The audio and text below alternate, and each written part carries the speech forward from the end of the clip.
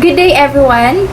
I am Rian Lopez and I will be going to answer some set of questions that was given to us in regards with Eco-Poetics by Margaret Neruda. Number 1. Using Neruda's poem, how did Perez illustrate the ecological violence and displacement brought by capitalism? So Perez uses iconic and passionate lyrical language throughout this poem to describe the ecological devastation and displacement caused by fossil capitalism.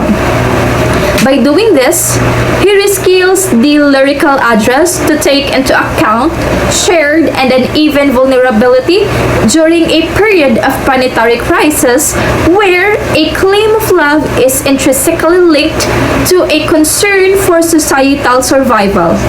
In his love poems, Perez repurposes the performative axis of Neruda's metaphor, through which Neruda communicates the devouring profusion of sensual desire in the private sphere to illustrate the bizarre reality of climate change and its disproportionate impacts.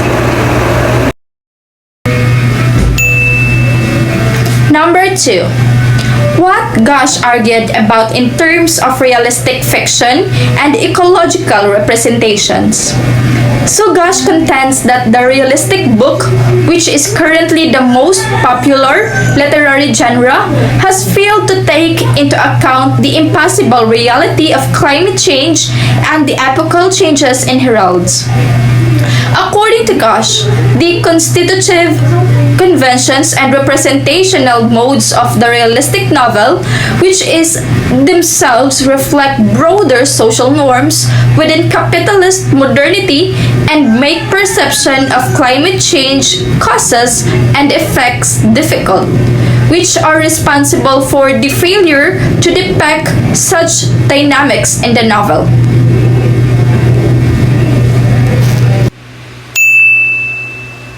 Number 3. What is Anthropocene? How this ideology can be used in literature.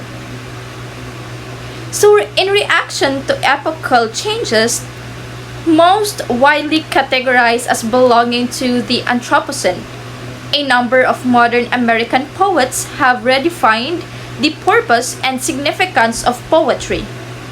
According to Lynn Killers, the notion of the Anthropocene has gained general acceptance, which has encouraged creative movements away from the realm of nature poetry and toward more experimental techniques. Through creative language and form investigations, poets work to advance the creation of new paradigms that are alternatives to those that have led us to our current emphasis.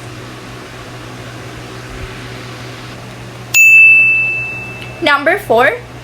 What is planetary crisis in literature? How did an author amplify this context in his literary works? So discussions on Anthropocene have inspired new imaginative and interpretative approaches to think about the world as a whole.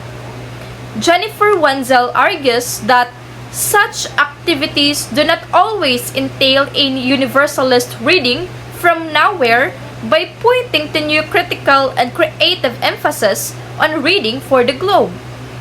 Through juxtapositional form, author Site Linnes examines planetary simultaneity. The author shifts several scenes line by line, offering kaleidoscopic vistas into many variations of coexistence taking place at any one time.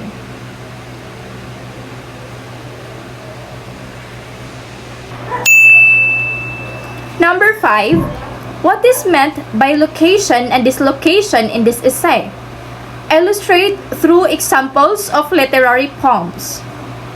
So, the livability of the Anthropocene, according to Anna Ching, is under danger due to the effects of human activity. The Anthropocene is enacted in places even if it is global circulation and through places we experience livability. Harry Mullins' Urban Tumbleweed examines how urban ecology is intertwined in daily life. From two seagulls squabbling over a hamburger bun in an in and out parking lot to hummingbirds among planted flowers, helicopters and motorways, pollution and recycled water, and a snail casting a small shadow.